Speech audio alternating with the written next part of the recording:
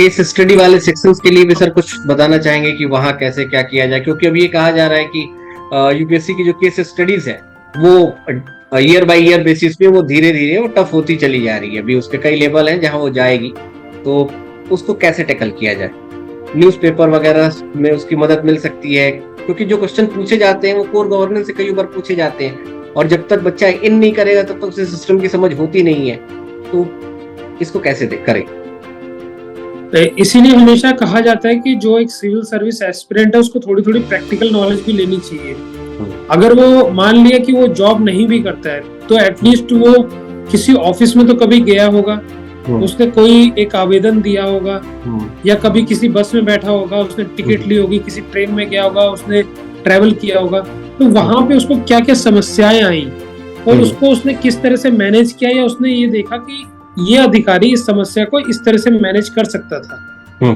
तो इस तरह का उसका दिमाग खुलना जरूरी है।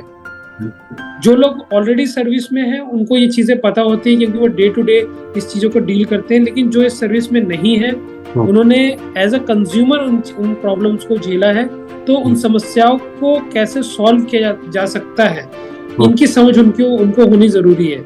उनको अगर वो भले ही एक रिक्शे से ट्रेवल किए हैं तो किस तरह से वो एक रिक्शे वाले से बात करते हैं, किसी दुकान पे गए हैं तो उसको कितनी रिस्पेक्ट से उससे बात करते हैं, अगर वहां पे उनका नजरिया चेंज हो जाता है तो उनके आंसर में ऑटोमेटिकली उनका नजरिया पॉजिटिव आएगा। तो इस चीज को उनको देखना है। और एथिक्स की जो केस स्टडीज होती है वो जनरली प्रैक्टिकल अप्रोच के ऊपर आपको मार्क्स दिलाती है। बेसिक्स आपको पता होनी चाहिए, एक जमीनी तौर पे क्या एक लेमैन की जो समस्या है उसको कैसे डील किया जाएगा। तो एथिक्स में आपके जो आंसर्स हैं वो एकदम बेसिक, जो एक इंसान है, कंज्यूमर है, उसको कैसे इम्पैक्ट कर रहा है उसके ऊपर आपके आंसर्स सेंटर्ड होने चाहिए।